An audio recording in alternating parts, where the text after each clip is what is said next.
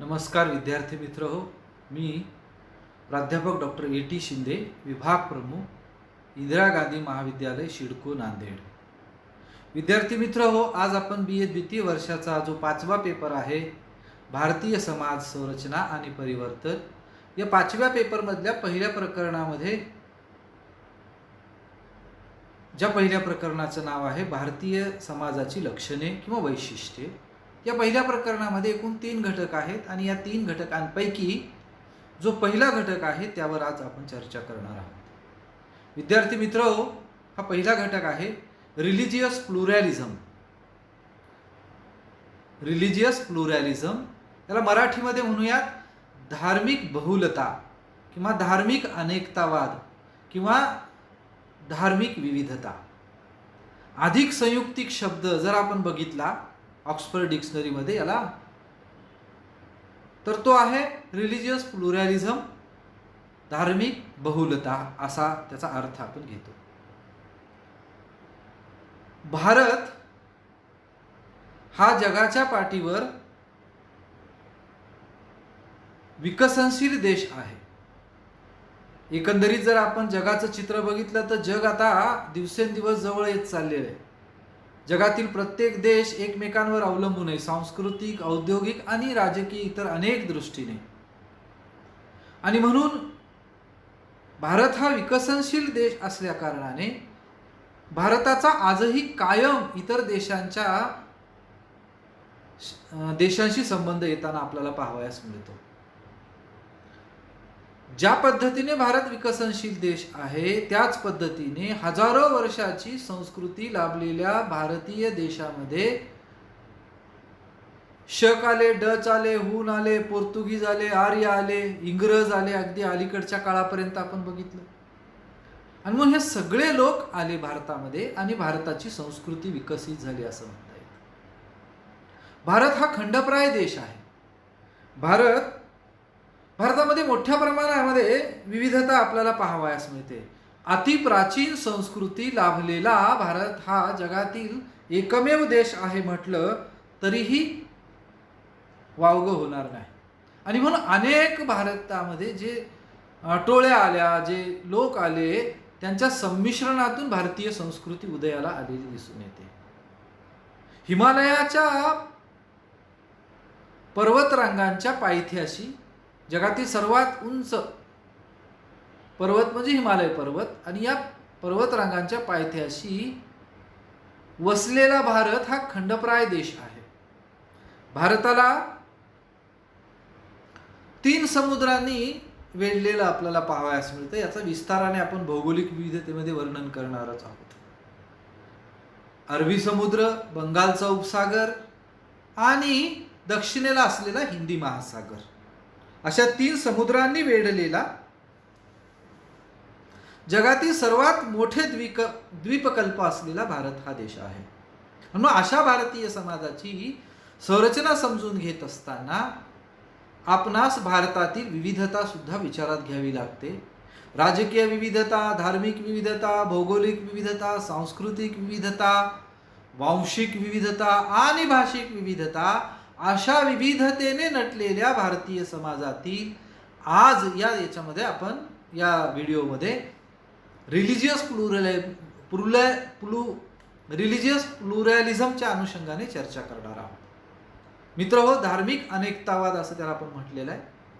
ही जी धार्मिक विविधता आहे ही पाहण्यापूर्वी धार्मिक बहुलता म्हणजे काय हे जर आपण विचारात घेतलं तर आपल्या लक्षात येतं की धार्मिक बहुलता समाजात सहअस्तित्वाच्या जाणीवेने, सहअस्तित्वाच्या विश्वासाने एकत्रित राहण्याविषयीची सहिष्णुता आहे. स्वधर्माच्या सत्यमूल्य व्यवस्थेबरोबरच इतर धर्मात देखील सत्यमूल्य व्यवस्था असे अशा प्रकारची धारणा बाळगणे याला आपण धार्मिक बहुलता किंवा धार्मिक अनेकतावाद असं देखील म्हणू शकतो. मित्रहो, या धार्मिक अनेकतेवाद किंवा विविधतेच्या अर्थाने आपण जेव्हा चर्चा करू, साधारणतः आपण याचे 3 पैलू पाडूयात. ते म्हणजे भारतीय संविधानामध्ये धर्माबद्दलचे विचार, भारतामध्ये विविध धर्माचे अनुयायी अस्तित्वात आहेत, वास्तव्यास आहेत, त्या धर्माचं जीवन तत्वज्ञान आणि एकंदरीत भारतीय समाजातील लोकसंख्येचं स्वरूप आणि त्यामधून निर्माण झालेली विविधता या अन्वयाने आपण यामध्ये चर्चा करणार आहोत. त्यातला पहिला भाग आपण विचारात घेऊयात. आत्ताच आपण म्हटलं की भारत हा बहुधर्मीय देश आहे. भारतीय समाजामध्ये जगातील प्रमुख धर्मांचे अस्तित्व आहे. हे मात्र निश्चित आपल्याला माहिती आहे की भारतामध्ये हिंदू धर्मीय बहुसंख्याक आहेत आणि इस्लाम, जैन, ख्रिश्चन, शीख, बौद्ध, पारशी, ज्यू या धर्माचे लोक अल्पसंख्याक म्हणून ओळखले जातात. भारतामध्ये ज्याप्रमाणे धार्मिक विविधता आहे, बहुधर्मीय भारत ज्याप्रमाणे देश आहे, तसंच या धर्माचे अनेक पंथ आणि उपपंथ आणि संप्रदाय सुद्धा भारतामध्ये आहेत, हे आपण लक्षात घेतलं पाहिजे. या प्रत्येक पंथाचे, उपपंथाचे, संप्रदायाचे लोक स्वतःला एकमेकांपासून वेगळे समजतात. एकंदरीत भारतीय समाजामध्ये विविध धर्माचे जे लोक वास्तव्यास आहेत ते अगदी एकमेकांशी आनंदाने आणि गुण्यागोविंदाने राहताना आपल्याला दिसून येतात. साधारणतः काही अपवाद वगळून जर आपण विचार केला, निश्चितपणे भारतामध्ये धार्मिक ताणतणाव आणि दंगली झाल्याचा इतिहास आपल्याला पाहावयास मिळतो. असं जरी असलं तरी देखील भारतीय समाजातील जी सहिष्णू प्रवृत्ती हजारो वर्षांपासून विकसित झालेली आहे, त्यामुळे भारतीय लोक बहुतांशी काही अपवाद वगळता अतिशय सामोपचाराने आणि सर्व धर्म समभावाने राहताना आपल्याला पाहावयास मिळतात. भारतामध्ये हिंदू धर्म, बौद्ध धर्म, शीख धर्म आणि जैन धर्म या धर्मांचा उदय झालेला आहे. भारतामध्ये त्याचा उदय झालेला आहे. तर इस्लाम, ख्रिश्चन, पारसी या धर्मांचा उदय भारताबाहेर झालेला आहे आणि या सर्व धर्मांचे लोक भारतामध्ये वास्तव्याला आहेत. आणि अनेक धर्माचे हे लोक हजारो वर्ष एकमेकांच्या सानिध्यात राहिल्यामुळे त्यांच्या धार्मिक दृष्टिकोनामध्ये संमिलनात्मक स्वरूपाचं एकात्मीकरण झालेलं आपल्याला पाहावयास मिळतं. याचा अर्थ असा की हजारो वर्षांपासून अनेक धर्माचे लोक भारतात एकत्रित राहत असल्या कारणामुळे त्यांच्यात एकमेकांवर प्रभाव पडलेला पाहावयास मिळतो. भारतीय समाजातील विविध धर्मांमध्ये ही जी संमिलनाची प्रक्रिया सातत्याने घडून आलेली दिसून येते.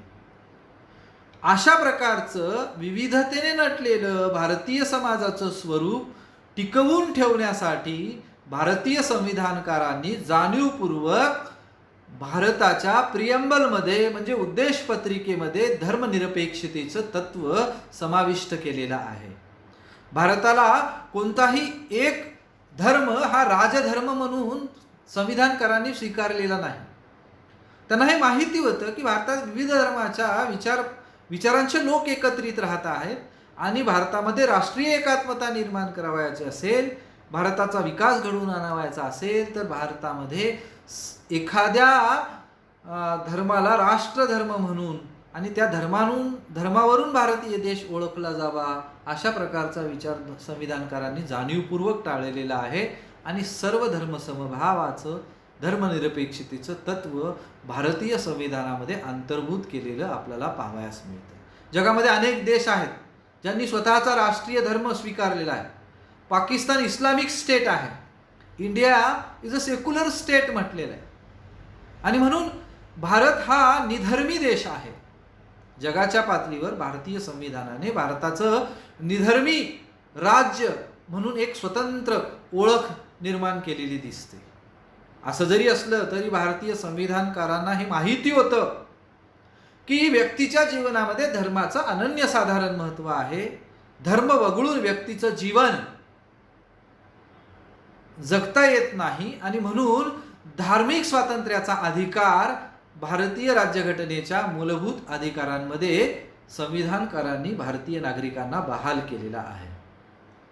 भारतीय संविधानाने कलम 25 ते 28 अंतर्गत धार्मिक स्वातंत्र्याचा अधिकार हा भारतीय नागरिकांना प्रदान केलेला आहे. याचा अर्थ असा की भारतीय संविधानाने नागरिकांना आपल्या धर्माप्रमाणे आचरण करण्याचा हक्क दिलेला आहे, अधिकार दिलेला आहे. आपल्या धर्माचे आचारविधी पाळण्याचा, श्रद्धा बाळगण्याचा, विधी करण्याचा, पवित्र अपवित्रतेच्या कल्पना धारण करून त्या संबंधीचं जीवन व्यतीत करण्याचा हक्क भारतीय संविधानाने मान्य केलेला आपल्याला पाहावयास मिळतो. आणि म्हणून भारतीय समाजामध्ये ही जी धार्मिक विविधता आहे, ही धार्मिक विविधता पाहत असताना आपण वेगवेगळ्या धर्माच्या विचार तत्वज्ञानाचा अध्ययन देखील केलं पाहिजे. सर्वप्रथम आपण हिंदू धर्माचा इथे आढावा घेऊयात. भारतातील एक प्रमुख धर्म म्हणून हिंदू धर्म ओळखला जातो. हिंदू धर्म हा भारतामध्ये उदयाला आलेला धर्म आहे. 2011ची जनगणना जर आपण अभ्यासली तर हे लक्षात येतं की भारताच्या एकूण लोकसंख्येमध्ये हिंदूंची लोकसंख्या ही 79.8% एवढी आहे. 2001ची जी जनगणना होती त्यामध्ये थोडीशी 82% आसपास लोकसंख्या होती, हे आपण लक्षात घेतलं पाहिजे. ती 2011च्या अन्वयाने जर विचार केला तर 79.8% हिंदू लोक हे भारतामध्ये आज वास्तव्याला आहेत. हिंदू धर्म कोणत्याही एका व्यक्तीने स्थापन केलेला धर्म नाही. हिंदू धर्माचा एक प्रेषित नाही, एक धर्म संस्थापक नाही. अनेक ऋषींच्या, तपस्वींच्या, धर्मशास्त्रकारांच्या चिंतनामधून, तत्वज्ञानामधून, बौद्धिक अशा प्रकारच्या विचारांमधून हा धर्म स्थापन झालेला आहे. असंही म्हटलं जातं की सिंधू नदीच्या खोऱ्यात राहणाऱ्या लोकांच्या लोकजीवनाचं द्योतक हा हिंदू धर्म आहे. म्हणजे पूर्वी अरब सचा उच्चार ह करत असत आणि अलसिंध ऐवजी त्यांनी अलहिंद असं म्हटलेलं आहे. म्हणजे सिंधूचं हिंदू असं नामविधान झालेलं काही विचारवंत या अनुषंगाने मत मांडतात. सिंधू नदीच्या खोऱ्यात राहणारे हिंदू आणि त्यांची जीवन जगण्याची पद्धती म्हणजे हिंदू धर्म होय, असा देखील विचार मांडला जातो. तो एक स्वतंत्र अभ्यासाचा विषय आहे. इथे आपण हिंदू धर्माचा ओझरता आढावा घेत आहोत, म्हणून त्या विषयावर आपण भाष्य करणं थोडंसं बाजूला ठेवूया.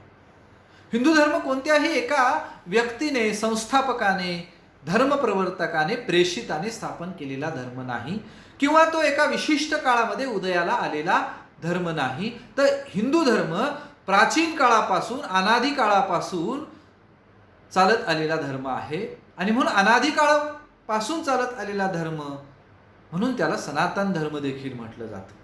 हिंदू धर्म हा वेदांना प्रमाण मानतो, म्हणून हिंदू धर्माला वैदिक धर्म असं देखील म्हटलं जातं. वेद, उपनिषद, स्मृतिग्रंथ, पुराणे, रामायण, महाभारत, भगवद्गीता हे हिंदू धर्माचे धर्मग्रंथ आहेत. या धर्मग्रंथांमधून हिंदू लोकजीवनाविषयीचं जीवन तत्वज्ञान प्रकट झालेलं दिसतं. हिंदूंची आचारसंहिता, हिंदूंची धार्मिक श्रद्धा यामध्ये प्रकट झालेल्या किंवा या ग्रंथांमधून प्रकट झालेल्या आपल्याला पाहावयास मिळतात.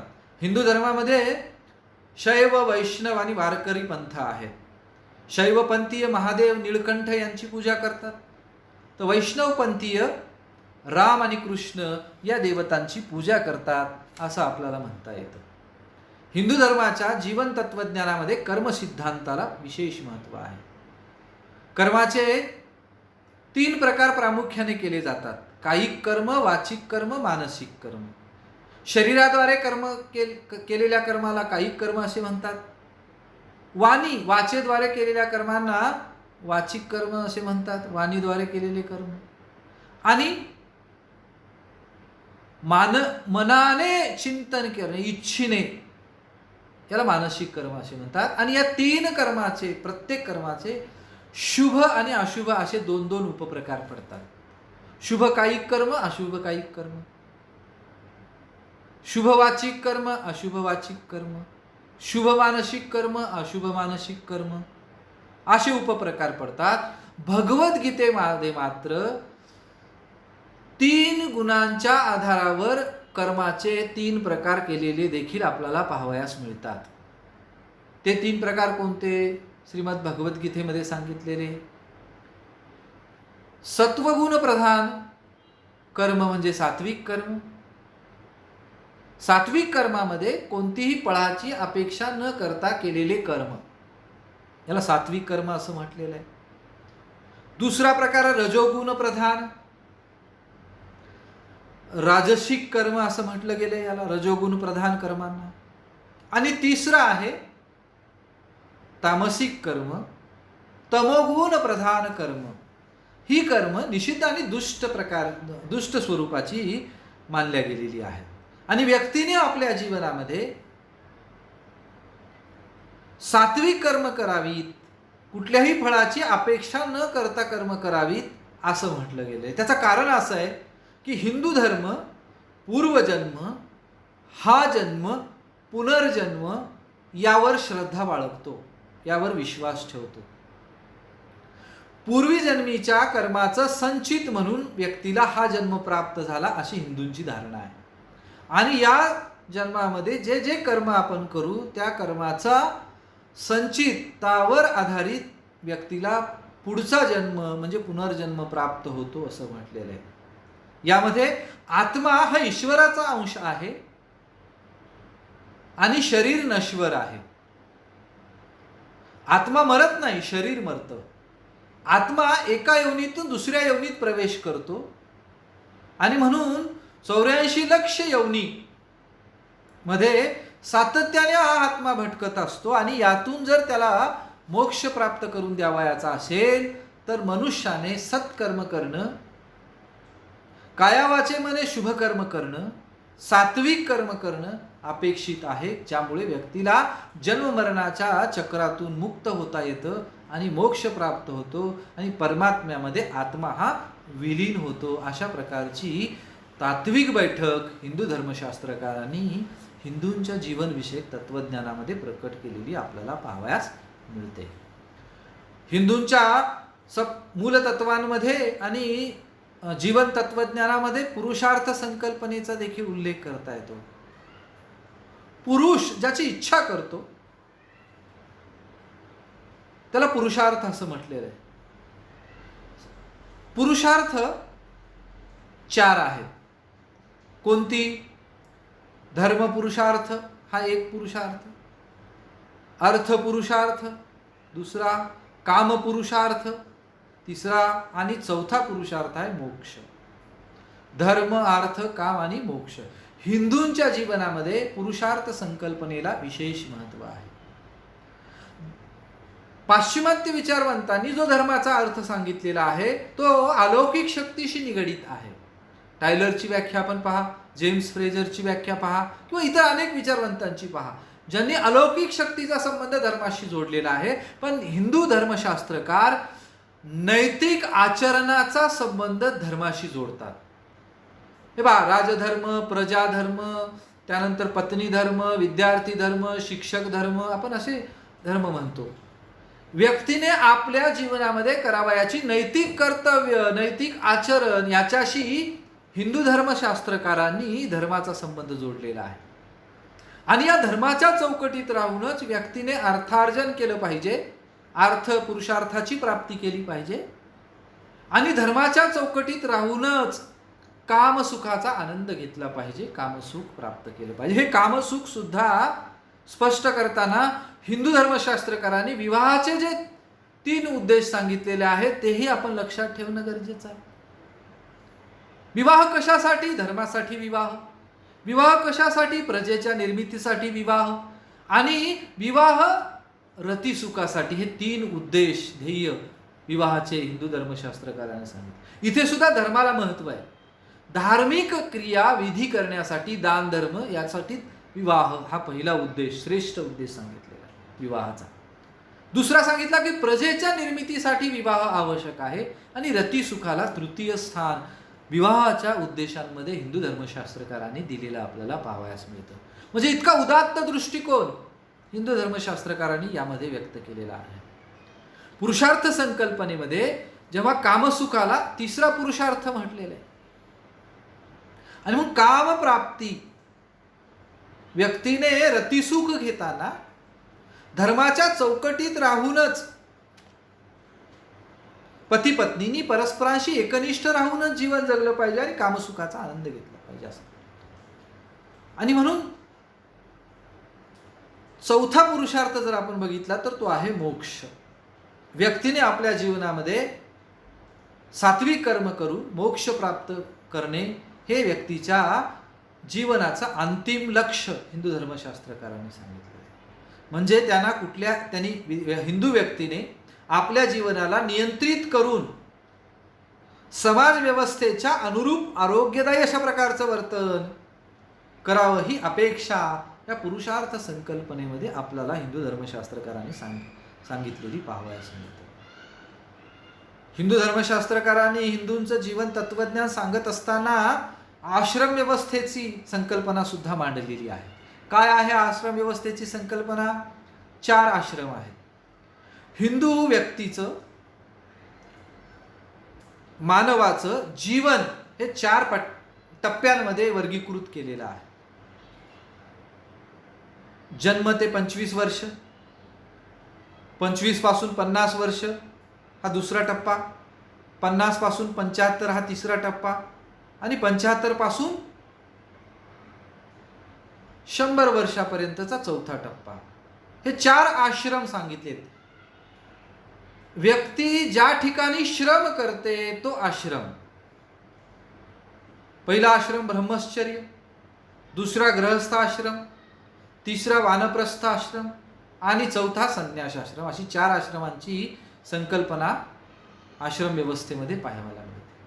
हिंदूंच्या लोकजीवनाच्या तत्वज्ञानामध्ये वर्ण व्यवस्था सुद्धा एकूण 4 वर्ण स्पष्ट केलेली आहेत. ब्राह्मण, क्षत्रिय, वैश्य आणि शूद्र अशा प्रकारची 4 वर्ण स्पष्ट केलेली आपल्याला पाहावयास मिळतात. हिंदू धर्म सृष्टीचा निर्माता म्हणून ब्रह्म देवता मानतो आणि या ब्रह्माची 2 रूपे आहेत, एक सगुण आणि दुसरा निर्गुण. हा जो परमात्मा आहे, हा जो परमेश्वर आहे, तोच सृष्टीचा निर्माता आणि अधिष्ठाता आहे असं म्हटलं गेलेलं आहे. या परमात्म्याचा अंश असलेला जीवात्मा मूळ स्वरूपाचा विसर पडल्यामुळे 84 लक्ष योनीत भटकत आहे अशा प्रकारची धारणा हिंदू धर्म मानतो. त्यातील आत्मा अमर आहे, तो अविनाशी आहे, शरीर नश्वर आहे. अशा प्रकारे हिंदूंचं जीवन तत्वज्ञान पाहायला मिळतं. याशिवाय पंचऋण संकल्पना हिंदू धर्मामध्ये आहे, 16 संस्कार आहेत. या दोन्ही संकल्पना देखील हिंदू धर्मामध्ये महत्त्वपूर्ण स्थान असलेलं पाहावयास मिळतं. भारतीय समाजातील धार्मिक बहुलता किंवा अनेकतावाद पाहत असताना आपल्याला इस्लाम धर्माचा सुद्धा उल्लेख करावा लागतो. हिंदू धर्माच्या खालोखाल लोकसंख्या असलेला धर्म म्हणून इस्लाम धर्माचा उल्लेख करता येतो. इस्लाम धर्माच्या लोकांना मुसलमान असे म्हणतात. इसवी सन 610 मध्ये हजरत मुहम्मद पैगंबर यांनी सौदी अरेबिया येथील मक्का शहरामध्ये इस्लाम धर्माची स्थापना केलेली पाहावयास मिळते. हजरत मुहम्मद पैगंबर हे इस्लामचे संस्थापक आहेत, धर्मप्रेषित आहेत. एवढंच नव्हे, इस्लाम असं मानतो की ते मुहम्मद पैगंबर हे शेवटचे प्रेषित आहेत. त्यापूर्वी अनेक प्रेषित ईश्वराचा संदेश घेऊन लोकांच्या कल्याणासाठी पृथ्वीवर अवतरलेले आहेत अशा प्रकारची धारणा आहे. परंतु मुहम्मद पैगंबर हे शेवटचे प्रेषित आहेत अशा प्रकारची धारणा इस्लाम धर्मामध्ये पाहावयास मिळते. इस्लाम धर्म हा भारताबाहेर उदयाला आलेला धर्म आहे. सौदी अरेबियामध्ये मक्का येथे इस्लाम धर्माची स्थापना केलेली आहे. भारतामध्ये 2011चा सेन्सेक्स जनगणना जर आपण अभ्यासली आणि धार्मिक विश्लेषण लोकसंख्येचं केलं तर आपल्याला आढळून येतं की 2011च्या जनगणनेनुसार भारतात 14.23% लोक इस्लाम धर्मीय आहेत. भारतामध्ये इस्लाम धर्मीय अल्पसंख्याक आहे. इस्लाम धर्म हा एकेश्वरवादी धर्म आहे. हिंदू धर्म अनेकेश्वरवादी धर्म आहे. इस्लाम धर्म मूर्तीपूजा अमान्य करतो, मूर्तीपूजेला विरोध करतो. हिंदू धर्मामध्ये मूर्तीपूजेचं समर्थन केलं, मूर्तीपूजा केली जाते. इस्लाम धर्म हा ईश्वर एकच असून तो निर्गुण आहे, निराकार आहे आणि तो 7व्या आसमानात आहे अशा प्रकारची श्रद्धा बाळगतो. इस्लामचा अर्थ जर आपण बघितला तर शांतीमध्ये प्रवेश करणे, शांतता असा आहे. इस्लाम म्हणजे काय? शांतता. इस्लाम म्हणजे शांतीमध्ये प्रवेश करणे होय. तसेच इस्लाम म्हणजे आत्मसमर्पण आणि संपूर्णपणे किंवा पूर्णपणे शरणागती होय. या अर्थानं जर विचार केला तर जो अल्लाहला शरण जातो, अल्लाहचं स्वामित्व स्वीकारतो तो इस्लाम होय. अल्लाहला आत्मसमर्पण करतो आणि या जगामध्ये अल्लाह सर्वश्रेष्ठ आहे, तोच सृष्टीचा निर्माता नियंता आहे, तो संचालक आहे अशा प्रकारची श्रद्धा बाळगतो. ईश्वराला संपूर्ण शरणागती पत्करतो तो इस्लाम होय, तो मुसलमान होय असं म्हटलं जातं. इस्लाम धर्माची मूलभूत आणि केंद्रीभूत अशा प्रकारची मध्यवर्ती संकल्पना म्हणजे ईश्वराप्रती संपूर्णपणे शरणागती होय. इस्लाम धर्माचा कुराण हा पवित्र धर्मग्रंथ आहे. शिया, सुन्नी आणि सुफी हे इस्लाम धर्मातील पंथ आहेत. इस्लाम धर्माच्या मूलतत्वांमध्ये किंवा आचार धर्मामध्ये इमान, इबादत आणि इहसान या 3 तत्वांचा समावेश होतो. इमान ज्यामध्ये आपण धार्मिक श्रद्धा म्हणूया, इबादत याला धार्मिक विधी असं म्हटलेलं आहे आणि इहसान म्हणजे पवित्र पवित्रत्या संदर्भातल्या संकल्पना आपल्याला म्हणता येतात. आणि या 3 तत्वांमध्ये इस्लाम धर्माचं जीवन तत्वज्ञान, आचार धर्म याचा सार आपल्याला आलेला पाहावयास मिळतो. या 3 तत्वांचा जर विचार केला तर त्यामध्ये अल्लाह, फरिश्ते, कुराण, मोहम्मद पैगंबर, कयामत का दिन, तौहीद, नमाज, रोजा, जकात आणि हज या तत्वांचा अंतर्भाव झालेला आहे. कुराणातील शरीयत कायद्यास देखील इस्लाम धर्मामध्ये महत्त्वाचे स्थान आहे. एकंदरीत ईश्वरी संदेश पालन करणारा, प्रेषितावर विश्वास ठेवणारा आणि समग्र मानव जातीचा अल्लाह हा सम्राट आहे असं मानणारा मानवतावादी धर्म म्हणजे इस्लाम धर्म होय असे आपल्याला म्हणता येते. भारतातील धार्मिक विविधतेमध्ये ख्रिश्चन धर्माचा देखील आपल्याला अभ्यास करावा लागेल. येशू ख्रिस्त यांच्या नावाने हा धर्म ओळखला जातो. ख्रिस्त या नावावरून ख्रिश्चन धर्म असे नामविधान झालेले दिसते. हा धर्म येशू ख्रिस्तांना झालेल्या साक्षात्कारातून उदयास आलेला आहे. या धर्माचा उदय ख्रिश्चन धर्म येशूच्या जन्मापासूनच कालगणना सुरू झालेली दिसते. आपण जी कालगणना वापरतो ती ख्रिस्त पूर्व आणि ख्रिस्त जन्मापासूनची अशी आहे. येशूंच्या जन्मापासून कालगणनेला सुरुवात झाली आणि तेव्हा हा धर्म अस्तित्वात आला असं म्हणता येतं. येशू ख्रिस्त यांच्या नावाने प्रचलित झालेल्या धर्माला ख्रिश्चन धर्म असे म्हणतात. ख्रिश्चन धर्माचा उदय देखील भारताबाहेर झालेला आहे. भारतीय लोकसंख्येमध्ये 2011च्या जनगणनेचा आधार घेऊन हे स्पष्ट होते की 2.3% लोक हे ख्रिश्चन धर्मीय आहेत. ख्रिश्चन धर्माचे अनुयायी भारताच्या लोकसंख्येमध्ये किती आहेत? 2.3% आहेत. आणि लोकसंख्येच्या आधारावर भारतामध्ये ख्रिश्चन धर्मियांचा 3रा क्रमांक आहे. पहिलं सर्वात जास्त लोकसंख्या हिंदूंची आहे, त्यानंतर इस्लाम धर्मियांची आहे, त्यानंतर ख्रिश्चन धर्मियांची आहे त्यानंतर शीख धर्मीयांची आहे, त्यानंतर बौद्ध धर्मीयांची आहे आणि मग जैन धर्मीयांची आहे. ख्रिश्चन धर्मीयांचा पवित्र धर्मग्रंथ ज्याचं नाव आहे बायबल हा आहे. भारतामध्ये ख्रिश्चन धर्माच्या विचारांचा उगम इसवी सन 52 मध्ये झाल्याचा उल्लेख आढळतो.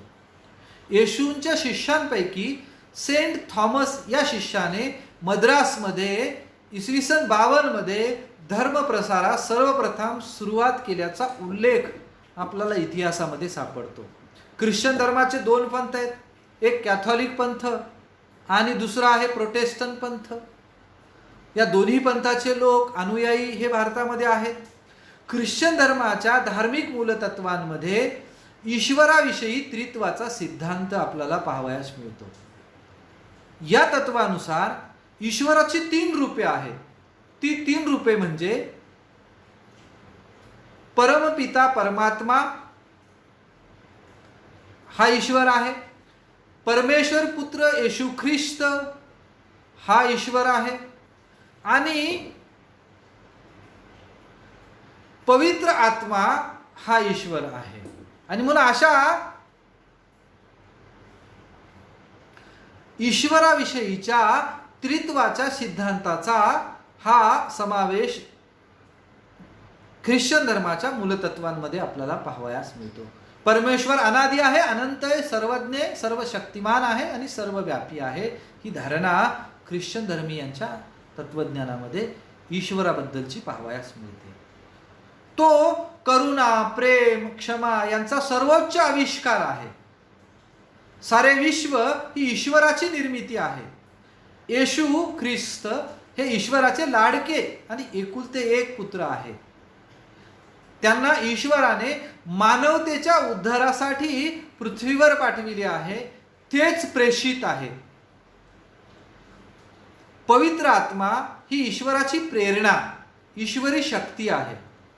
ती माणसाचे चित्त शुद्ध करते आणि परमेश्वरी राज्यात माणसांना प्रवेश करून देते. ख्रिश्चन धर्माचा प्रमुख मूलतत्वांमध्ये प्रकटीकरण, समेट, पाप व पापमुक्ती, पश्चाताप, नवा जन्म, येशू, प्रेम, सहभागिता, पूर्वनियती, भक्तिभावना, प्रार्थना, पूजा आणि पुनरुत्थान इत्यादी तत्वांचा समावेश होतो. ही ख्रिश्चन धर्माची मूलतत्वे आहेत. ख्रिश्चन धर्म देखील एकेश्वरवादी धर्म आहे. ख्रिश्चन धर्म मूर्तीपूजेला विरोध करतो. एवढं. आणि ख्रिश्चन धर्माचा जो क्रूस आहे, ज्यावर येशू ख्रिस्तांना सुळावर दिलेला आहे, तो क्रूस हे ख्रिश्चन धर्माचं काय पवित्र प्रतीक आहे. क्रूसावर चढवत असताना येशू ख्रिस्तांच्या मुखातून जे वाक्य निघालं ते आपल्याला सर्व ज्ञात आहे. हे देवा, हे ईश्वरा, यांना क्षमा कर, कारण हे काय करतायत हे यांना माहिती नाही. मग इतकी क्षमाशील प्रकारची विचारसरणी आपल्याला ख्रिश्चन धर्माची पाहावयास मिळते. पश्चाताप, क्षमा, प्रेम, यांना विशेष अशा प्रकारचं महत्त्व आपल्याला ख्रिश्चन धर्मामध्ये असलेलं दिसून येतं. धार्मिक विविधतेमध्ये आपण शीख धर्माचा देखील आढावा घेणार आहोत. इसवी सन 16व्या शतकामध्ये भारतामध्ये उदयाला आलेला शीख धर्म हा देखील एक प्रमुख धर्म आहे.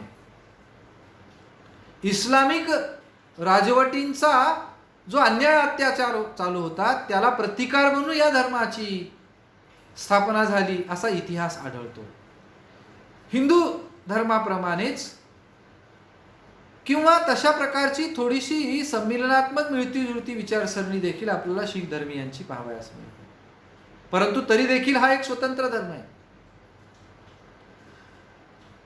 एक भारतातील प्रमुख धर्म म्हणून आपण शीख धर्माचा उल्लेख करणं क्रमप्राप्त आहे. भारतीय जनगणनेचा, विशेषतः 2011च्या जनगणनेचा अभ्यास केला तर भारतीय लोकसंख्येत एकूण लोकसंख्येपैकी 1.7% लोक हे शीख धर्मीय आहेत. 2001ची जनगणना जर बघितली तर तिथे आपल्याला 2% आसपास शीख धर्मीय असल्याचं दिसून येतं. ही शीख धर्मियांची संख्या थोडीशी कमी झालेली 2011च्या जनगणनेमध्ये आपल्याला पाहावयास मिळते. भारतामध्ये शीख धर्माची स्थापना गुरु नानक देव यांनी केलेली आहे.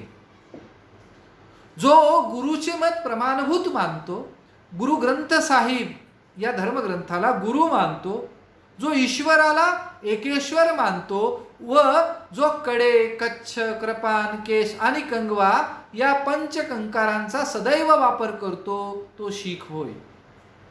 गुरु शिष्य परंपरा म्हणजे शीख होय. शीख धर्मात 10 धर्मगुरूंची परंपरा आहे. यातले पहिले गुरु नानक देव हे आहेत. तर शीख धर्मातील 10वे गुरु गोविंद सिंह हे आहेत. गुरु गोविंद सिंहांनी खालसा पंथाची स्थापना केलेली पाहावयास मिळते. गुरु गोविंद सिंह यांनी खालसा पंथ स्थापन केला. शीख धर्म हा देखील एकेश्वरवादी धर्म आहे. एकाच ईश्वराला मानतो किंवा ईश्वर एकच आहे अशा प्रकारचं तत्वज्ञान शीख धर्माच्या तत्वज्ञानामध्ये पाहावयास मिळतं. आणि तो कसा आहे? निर्गुण निराकार आहे. तो सगुण नाही आहे, निर्गुण आहे, अमूर्त आहे. परंतु तो सृष्टीचा निर्माता आहे, तो कर्ता आहे, तो नियंता देखील आहे. अशी श्रद्धा शीख धर्मीय ईश्वराबद्दल बाळगतात. शीख धर्माच्या धार्मिक तत्वज्ञानामध्ये किंवा मूलतत्वांमध्ये ईश्वर, शबद, गुरु, ईश्वर, शबद, गुरु यांना विशेष महत्व आहे. ज्यामध्ये गुरु या संकल्पनेमध्ये मूलतत्व सांगत असताना ईश्वर हाच गुरु, ईश्वराशी संबंधित व्यक्ती म्हणजे गुरु आणि शबद म्हणजे गुरु. गुरु ग्रंथ साहिब या धर्मग्रंथामध्ये ज्या शबद आहेत त्या शबदांना सुद्धा गुरु असं म्हटलं गेलेलं आहे. आणि म्हणून ईश्वर, शबद, गुरु, भक्ती व नामस्मरण, माया, मोक्ष, ईश्वराप्रती पूर्ण शरणागती, सत्संग, उपासना, जपूजी इत्यादी तत्व ही शीख धर्माची प्रमुख मूलतत्व आहेत. जीवन आचारसंहिता आहे किंवा जीवन तत्वज्ञान आहे असं आपल्याला म्हणता येतं. शीख धर्माचे धर्मस्थळ त्याला आपण गुरुद्वारा असे म्हणतो. गुरु ग्रंथ साहिब हा शीख धर्मांचा अतिशय पवित्र धर्मग्रंथ आहे. शीख धर्म दान, सेवा, प्रार्थना, सत्संग, त्याग, संयम इत्यादी मानवतावादी मूल्यांची जोपासना करतो. या मूल्यांची शिकवण शीख धर्म शीख अनुयायांना देत असतो. दान आणि सेवा या 2 गोष्टी शीख धर्मीयांमध्ये आपल्याला फार मोठ्या प्रमाणात आढळून येतात. आणि म्हणून लंगर वगैरे आपण पाहतो. प्रचंड शीख धर्मीय एकूण आपल्या कमाईच्या जी एकतर इमानदारीने प्रामाणिकपणे अर्थार्जन केलं पाहिजे ही धारणा आहे. आणि जे काही आपण कमवतो त्यापैकी 10% हे दान म्हणून दिलं पाहिजे अशा प्रकारची हिंदू धर्माची शिकवण आहे. धार्मिक तत्वज्ञान आहे हे आपण लक्षात घेतलं पाहिजे.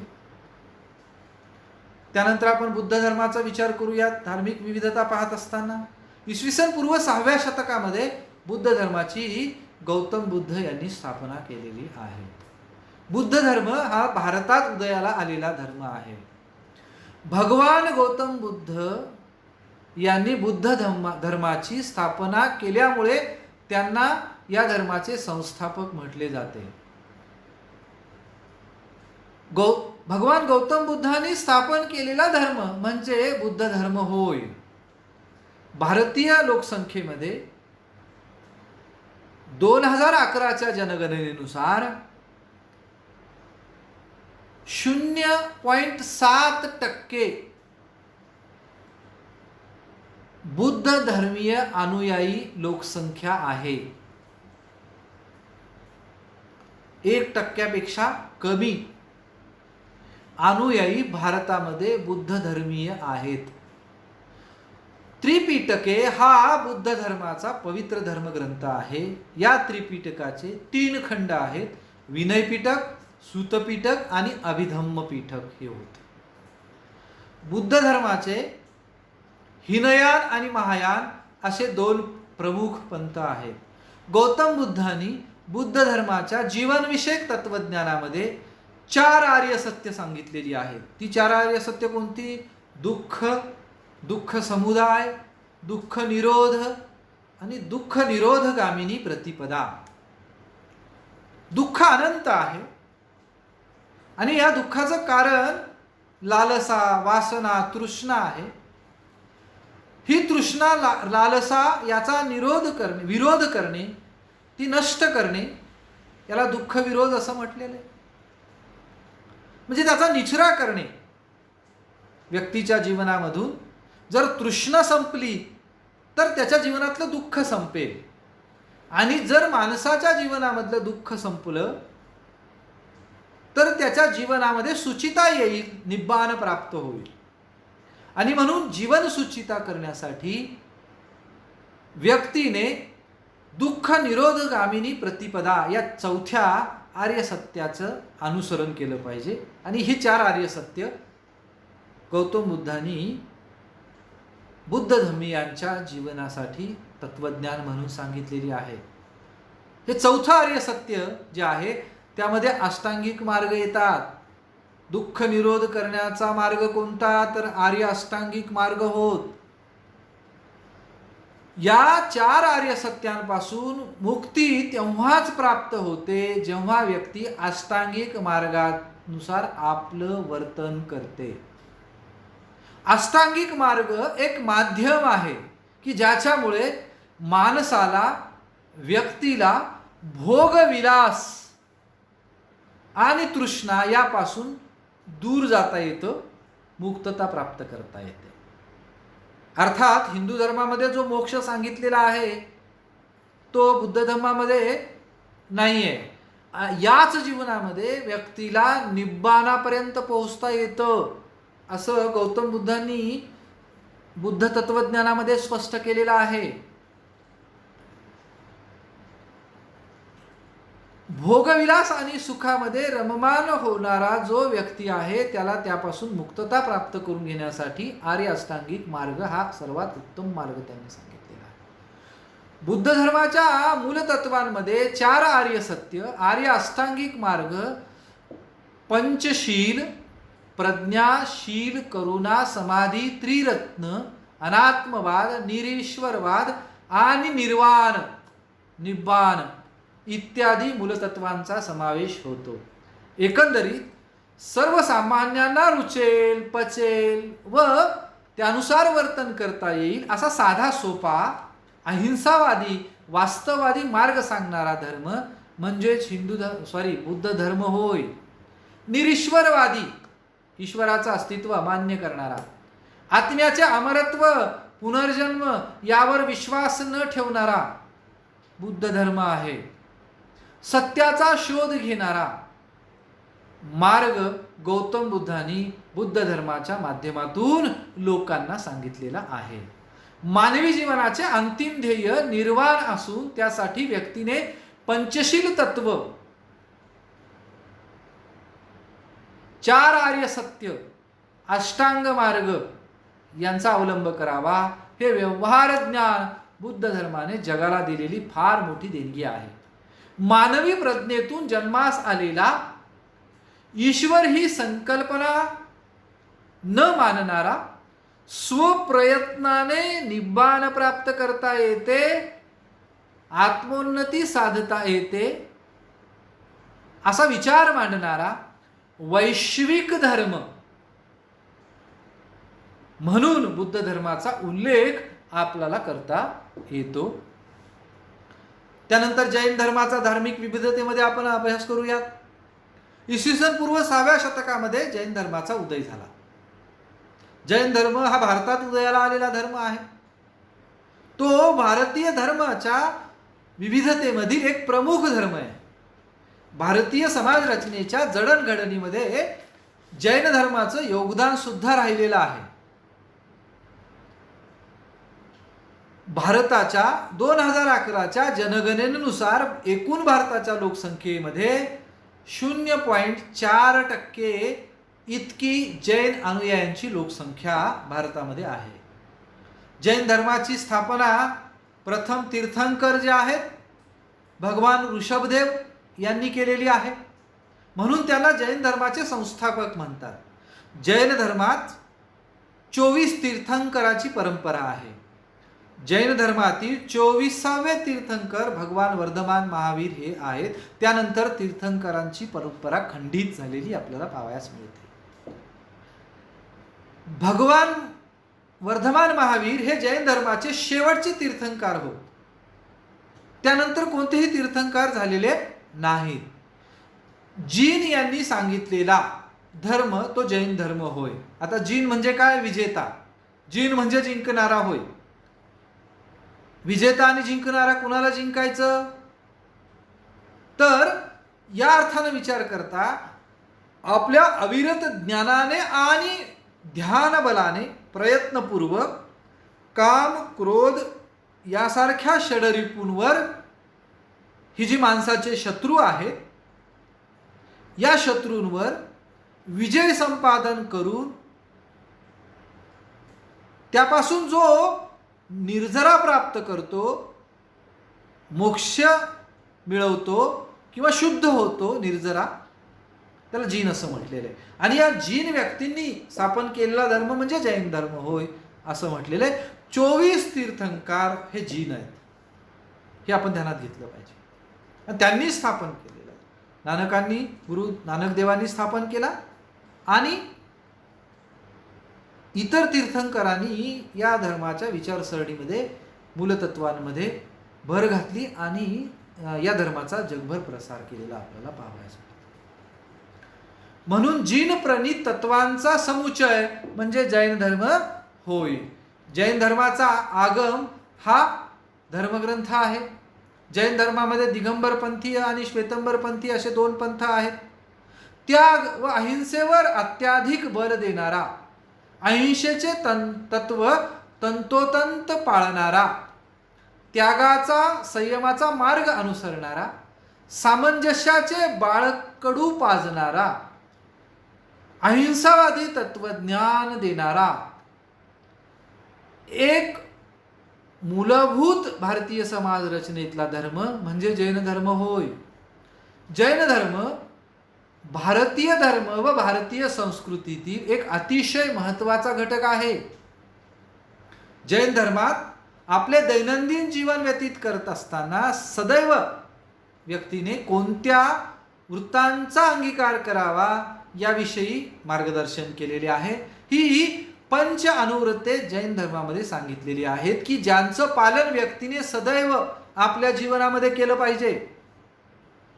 जीवन जगत असताना या अनुवृत्तांच्या नुसार वर्तन केलं पाहिजे. सत्य, अहिंसा, अस्तेय, ब्रह्मचर्य व अपरिग्रह ही पंच अनुवृत्ते होत. अहिंसेचं पालन करणे, नेहमी सत्य बोलणे, ब्रह्मचर्याचं पालन करणे, अस्तेय आणि अपरिग्रह ही पंच अनुवृत्ते होत. तर मोक्ष प्राप्तीसाठी सम्यक दर्शन, सम्यक ज्ञान, सम्यक चरित्र या रत्नत्री मार्ग स्वीकारूनच माणसाला आत्म्याची शुद्धता प्राप्त करता येते असे जैन धर्म सांगतो. जैन धर्माच्या मूलतत्वांमध्ये जीव, आजीव, आस्त्रव, बंध, संवर, निर्जरा आणि मोक्ष या सप्त मूलतत्वांचा समावेश होतो.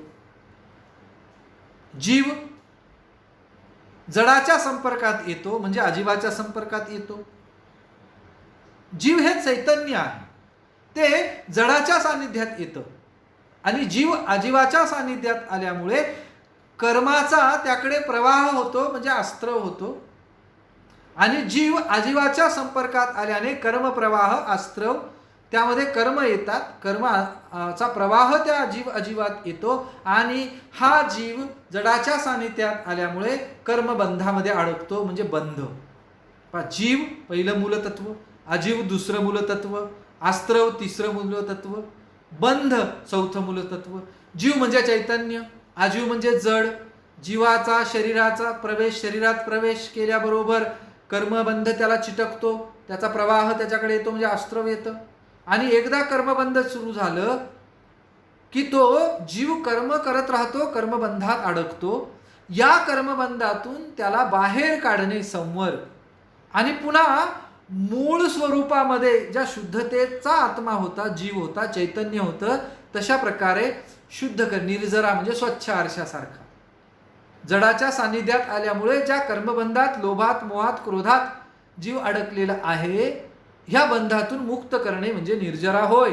आणि अशा प्रकारची निर्जरा प्राप्त करून व्यक्तीला मोक्ष प्राप्त करता येतो. अशी सप्तमूल तत्वांची विचारसरणी थोडक्यात आपल्याला जैन धर्माच्या अनुषंगाने अभ्यासता येते. यानंतर आपण पारशी धर्माचा अगदी थोडक्यात उल्लेख करूयात.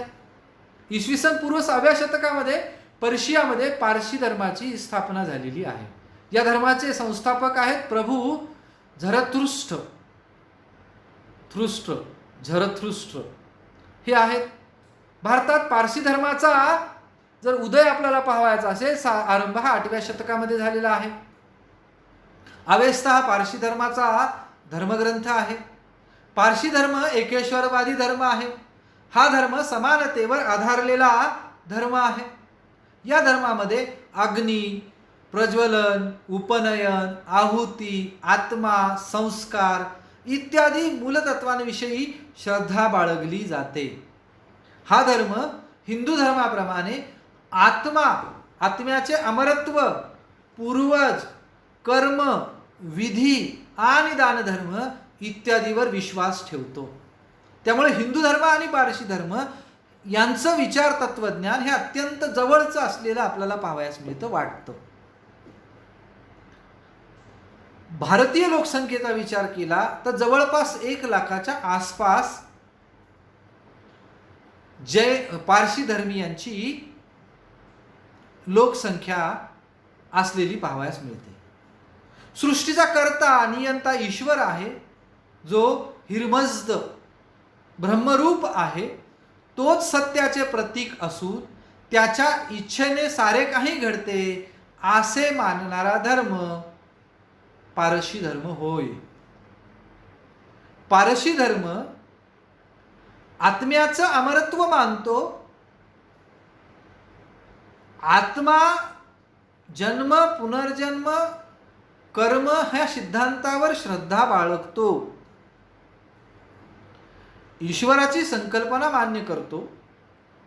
एकंदरीत भारतीय समाज रचनेचा अध्ययन करताना धार्मिक विविधतेमध्ये आपल्याला पारशी धर्माचा सुद्धा अशा पद्धतीने उल्लेख करता येतो. हा काही चार्ट आपल्याला दिलेला आहे, ज्यामध्ये धर्म 2011च्या जनगणनेनुसार त्या धर्माची लोकसंख्या, त्या धर्माचे धर्मसंस्थापक, धर्मग्रंथ आणि त्या धर्मातील पंथ अशा प्रकारचा एक चार्ट, तक्ता आपल्याला या व्हिडिओमध्ये इथे प्रस्तुत करण्यात आलेला आहे, ज्याचा उल्लेख आपण मागच्या विश्लेषणामध्ये केलेलाच आहे. आणि म्हणून याचाही आढावा थोडक्यात एक सारांश रूपाने आपल्याला या तक्त्यामध्ये पाहावयास मिळतो की धर्म, त्याची लोकसंख्या, धर्मसंस्थापक, धर्मग्रंथ आणि त्या धर्माचे पंथ असं एकत्रित स्वरूप आपल्याला यामध्ये देता येतं. अशा पद्धतीने भारतीय समाजातील धार्मिक बहुलता आपल्याला स्पष्ट करता येते. इतकी मोठी प्रचंड धार्मिक तत्वज्ञानाच्या बाबतीतली विविधता ही भारतीय समाजाची, भारतीय समाज संरचनेची मूलगामी अशा प्रकारची विचारसरणी आहे. हजारो वर्षांपासून या धर्मांच्या आंतरिक सरमिसळीतून हे भारतीय लोकसंस्कृतीचं, भारतीय संस्कृतीची जडणघडण झालेली आहे. 5000 वर्षांची भारताला संस्कृती लाभलेली आहे. आणि म्हणून अशा 5000 वर्षाच्या संस्कृतीचं वैभव, संचित वारसा हा फार मोठा आहे. त्याचं अध्ययन या धार्मिक विविधतेच्या अनुषंगाने आपल्याला करता येतं. अशा पद्धतीने आपणास धार्मिक विविधता हा घटक पाहता येतो. इथे आपण थांबूया. धन्यवाद.